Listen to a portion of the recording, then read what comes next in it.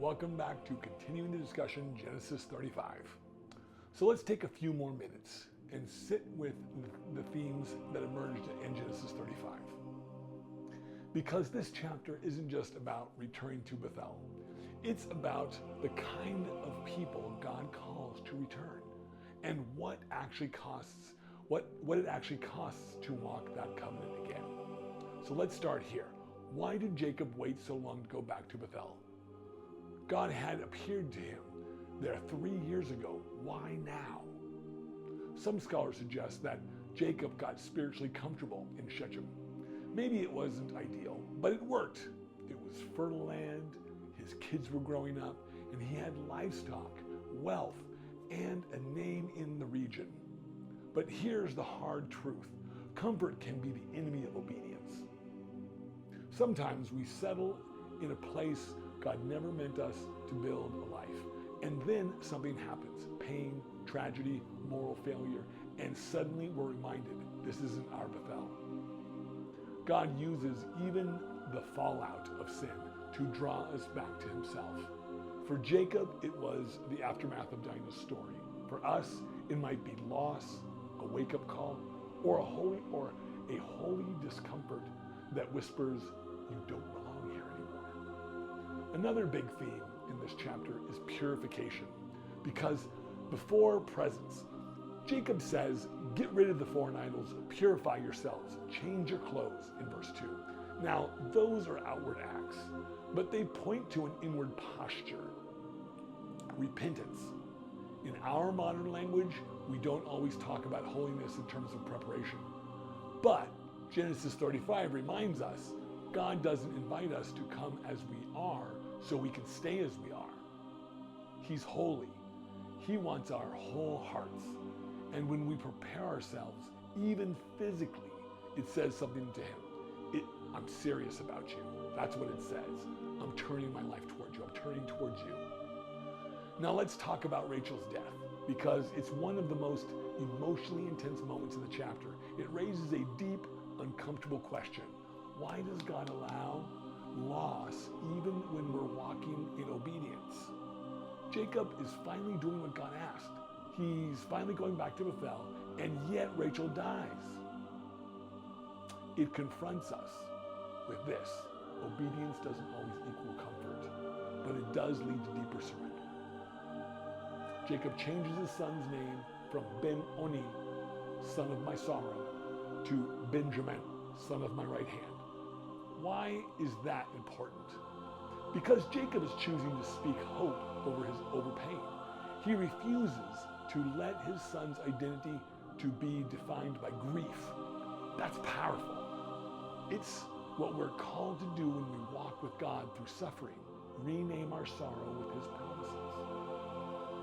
There's also this moment that's easy to miss, the death of Deborah, Rebecca's nurse. It might feel like a side note, but it's deeply symbolic. Rebecca was probably one of the last links to Jacob's mother, and her burial under the oak of weeping speaks to generational grief. Sometimes in our journey back to God, we grieve not just what we have lost, but who we've lost. And that's part of the sacred journey.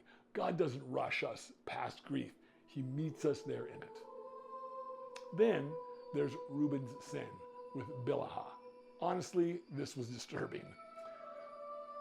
But it matters because it shows us something critical. You can be close to the covenant and still act out of pride, lust, or ambition. Reuben wasn't an outsider. He was the firstborn, but his act shows us no reverence.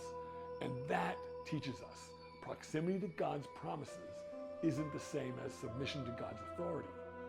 That's something we all have to wrestle with. And then finally, the death of Isaac brings us full circle.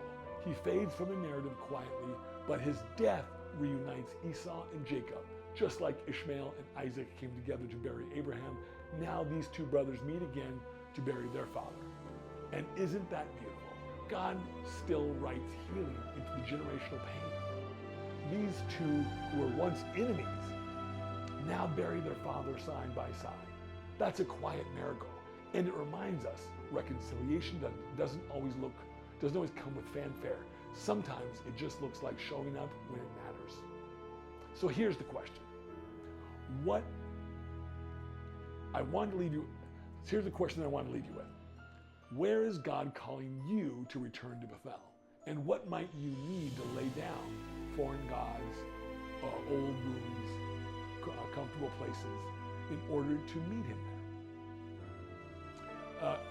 Because that is the place where transformation begins. It's in the place of letting go of the things in our lives that we probably need to let go of.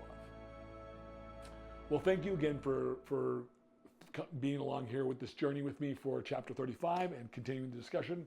Please, if you have any insights of your own, please pop them in below. And I want to thank everybody who's been following and who's been commenting and who's been being on this journey with me.